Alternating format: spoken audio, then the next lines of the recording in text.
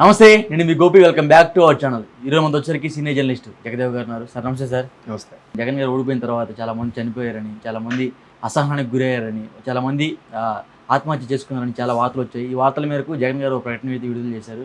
మరలా మేము పాదయాత్ర చేస్తున్నాము, ఓదార్పు యాత్ర చేస్తున్నామని ఒక ప్రెస్ మీట్ అయితే, అంటే అఫీషియల్గా కాకుండా అన్అఫీషియల్గా అయితే చాలా వైరల్ అవుతుంది.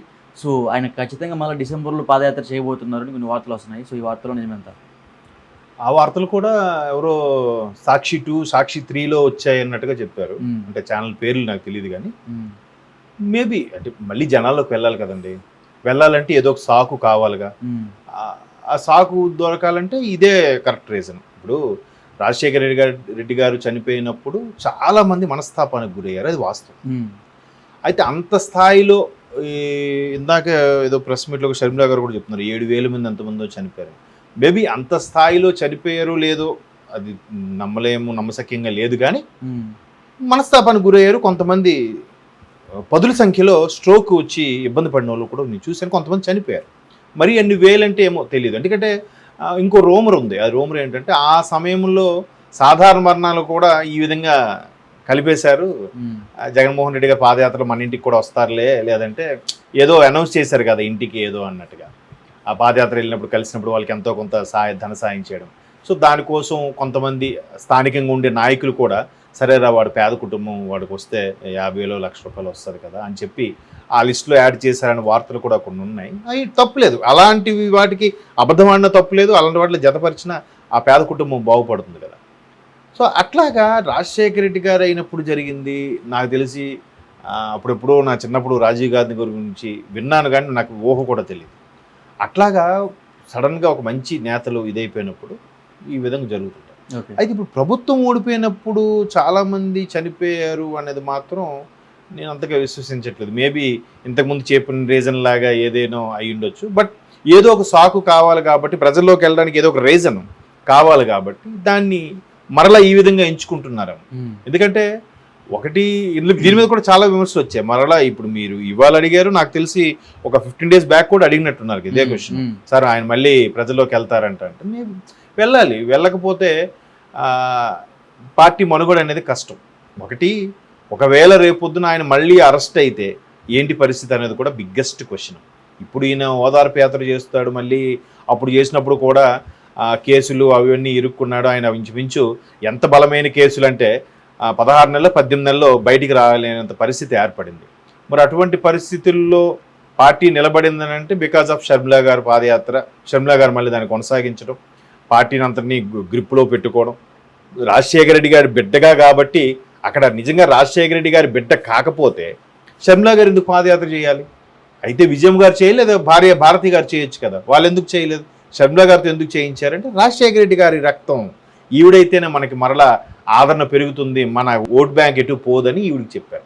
ఇప్పుడు మొన్న ఎప్పుడైతే ఆవిడ వీళ్ళకి పోటీగా నిలబడిందో షర్మిలా రెడ్డే కాదు అసలు, మస్మునూరి షర్మిలా శాస్త్రి ఇవన్నీ చెప్పారు. మరి అప్పుడు అవన్నీ మర్చిపోయారా? సో మొత్తానికి మరలా ఇప్పుడు జనాల్లోకి వెళ్ళాలి. వాళ్ళ మనుగడ నేను లేదు రాజకీయాల్లో నాకు ప్రతిపక్ష హోదా లేకపోయినా మీకోసం పోరాడతాను, మీకు చేస్తాను, లేదా నేను కొన్ని పట్టించుకోలేకపోయినా అని చెప్పాలి. అలా చెప్పరు. మళ్ళీ అంటే బయట కొన్ని వార్తలు వస్తున్నాయి. ఏమిటని? జనాన్ని ఓదార్చడం కాదు, జనమే జగన్ ఓదార్చుతారంట. అయ్యుండొచ్చు. లేదు, జగన్మోహన్ రెడ్డి గారే వెళ్ళి ఎవరెవరైతే ఇంకా కొంచెం అభిమానం పోక ఉన్నారో వాళ్ళని ఓదార్చుకోవాలి. వాళ్ళు వీళ్ళు ప్రజలు వెళ్ళి ఈయన్ని ఓదార్చే పరిస్థితి లేదు. నేను అదే అనుకుంటున్నాను. ఎందుకు లేదు అని అంటే ఇంత స్థాయి వ్యతిరేకత ఉంటుందని ఎవరు అనుకోలేరు. భయంకో లేదా భయంతో కూడిన భక్తికో వీళ్ళందరూ ఓపిక పెట్టారు, రాలేదు. ఏదైతే సిద్ధం సభలకు జనాలు వచ్చారో లేదా గ్రీన్ మ్యాట్ చేశారో తెలియదు కానీ వచ్చినా కూడా డబ్బులు ఇస్తూ వచ్చారో లేదా భయపడి వచ్చారో, పథకాలు మళ్ళీ మనకు రావని వచ్చారో, 1వ తేదీ కల్లా ఇంటికి పెన్షన్ రాదని వచ్చారో తెలియదు కానీ అలా వచ్చారు. అంటే అభివృద్ధి జరగక ఆయన ఓడిపోయారా, లేకపోతే మంత్రులు మాట్లాడే మాటల వల్ల ఓడిపోయారా? ఒకటి కాదండి. కర్ణుడి చావు కారణాలు ఏంటి?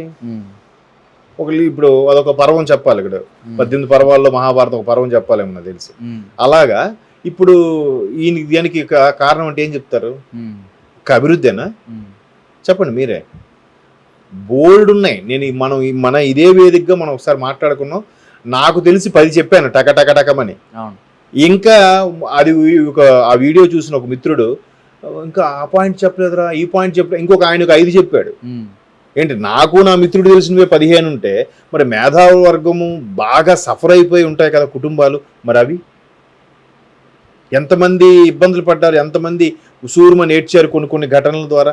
ఇంతకుముందే ఒక కోటమిరెడ్డి సీతారెడ్డి గారు, మరి ఆయన మీడియా సాక్షిగా ఏడ్చుకున్నాడా, ఎవరి వల్ల అంటారు? ఇట్లాంటి రీజన్స్ ఎన్ని ఉన్నాయి. ఇంక నేను మొన్న చెప్పిన రీజన్స్లో ఈ రీజన్ లేదు కదా. సో మొత్తానికి మీరు అన్నట్టు జనం ఈయన్ని ఓదారుస్తారో ఈయనే జనం ఓదారుస్తారో వెయిట్ అండ్ సీ. కాకపోతే ఆదరణ అంత ఉండదు అనుకుంటున్నాను, మళ్ళీ మొబిలైజ్ చేసుకోవాలా తప్ప ఆదరణ అంత ఉండదు. బట్ అప్పుడే స్టార్ట్ చేయరు. ఇంకోటి ఏంటంటే అప్పుడు తల్లి చెల్లి కూడా ఉన్నారు, ఆదరణ వేరు. ఇప్పుడు తల్లి చెల్లి కూడా లేరు ఇంట్లో. రామకృష్ణారెడ్డి గారు, సజ్జల గారా, మరి ఓటమి తర్వాత ప్రెస్ మీట్ పెట్టారా? ఓటమి తర్వాత పెట్టారు కదా, వాళ్ళ క్యాంప్ ఆఫీసులోనే పక్కనే ఉండి ఉన్నారు కదా. ఏమో నాకైతే అంత పెట్టినట్టు అనిపించలేదు. ఓటమి తర్వాత పేరు నాన్నగారు, కొడాల నాన్నగారే ఈ గొడవలు వీటి గురించి ప్రెస్ మీట్ పెట్టి మాట్లాడారు. జగన్మోహన్ రెడ్డి గారు ప్రజల తీర్పుని యాక్సెప్ట్ చేస్తున్నాను కూడా చెప్పలే. చూసారా, అక్కడ గమనించారా? తరువాత అలాగే యాక్సెప్ట్ చేయని వాళ్ళు ప్రజల్లోకి ఏమని వెళ్తాడు ఆయన? అంటే ప్రజలు వీళ్ళ ఆప్యాయతలు ఏమయ్యాయంటే ప్రజలు మోసం చేసినట్టేగా. మరి ఏ ప్రజల దగ్గరికి వెళ్తాడు ఈయన? మళ్ళీ వైసీపీకి సంబంధించిన సోషల్ మీడియాలో ఎటువంటి ట్రోల్స్ వచ్చాయి? ఇంతవరకు ప్రజల్ని మోసం చేసిన నాయకుడు ఉన్నాడు కానీ నాయకుడిని మోసం చేసిన ప్రజలు లేరు అన్నారు. అంటూనే బట్ 2024లో నాయకుడిని ప్రజలు మోసం చేశారని చెప్పి ఏపీ ప్రజలను కింద వేసి చూపించారు. వాళ్ళు ట్రోల్స్ చేశారు అలాగా. మరి ఏపీ ప్రజలు మోసం చేసిన దగ్గరికి మళ్ళీ ఎందుకు వెళ్ళాలి? ఏంటి, మోసం చేస్తే అంటే చొరగబెట్టినా వెన్న రాసేంత మంచితనం ఉందా? పోనీ ఉద్యోగస్తులు అంత ఇబ్బంది పడ్డారు, అన్ని తిరుగుబాట్లు జరిగాయి, అమరావతి ముట్టడన్నారు, తాడేపల్లి ముట్టడన్నారు, ఇవన్నీ జరిగాయి. మొన్న మేనిఫెస్టోలో ఉద్యోగుల కోసం ఆలోచిస్తాం, ఏది నిర్ణయం తీసుకుంటాను ఒక స్టేట్మెంట్ని ఇచ్చారు, ఇవ్వలేదుగా. గెలిచిన తర్వాతే స్టేట్మెంట్ ఇవ్వని వాళ్ళు, రియలైజ్ అవుతూ పశ్చాత్తాపంతో స్టేట్మెంట్ ఇవ్వని వాళ్ళు ఇంకా గెలవక ముందు ఎలా ఇచ్చారు స్టేట్మెంట్లు? ఓన్లీ మళ్ళీ పాత మేనిఫెస్టోనే మనకు చూసి కాపీ కొట్టారు. 99% ఫుల్ఫిల్ చేసిన ఏకైక పార్టీ ఇండియా మొత్తం మీద మందే అని చెప్పారు తప్ప, మేము ఏవైతే తప్పిదాలు చేసుకోమో ఓవర్కమ్ అవుతాం, వాటి నుంచి మేము పొరపాటుని సరిదిద్దుకుంటాం అని ఎక్కడైనా స్టేట్మెంట్ ఇచ్చారా? ఓడిపోయిన తర్వాత కూడా ప్రజల తీర్పు తప్పని చెప్పారే తప్ప ప్రజల తీర్పుని శిరసా వహిస్తున్నా మరలా ప్రజల మన్నన పొందడానికి ప్రయత్నిస్తా, త్వరలోనే మీ ముందుకు వస్తాను ఎక్కడైనా చెప్పాడు ఆయన? చెప్పలేదా? పవన్ కళ్యాణ్ ఏం చెప్పారండి? రెండింట్లో ఓడించారు, రెండింట్లో కూడా నేను ఏ సామాజిక వర్గానికి చెందానో ఆ సామాజిక వర్గం బలంగా ఉన్నప్పటికీ ఓడిపోయానంటే నాకు ఒక రకమైన ఆనందంగా ఉంది. సో నేను మిమ్మల్ని మెప్పించలేకపోయాను, నమ్మించలేకపోయాను. అండ్ మోర్ ఓవర్ సామాజిక వర్గం పట్ల కూడా మీకు సామాజిక వర్గంతో పని లేదు, మీకు ఎవరైతే కష్టపడి పనిచేస్తారో వాళ్ళకే ఓటేస్తారు మీరు.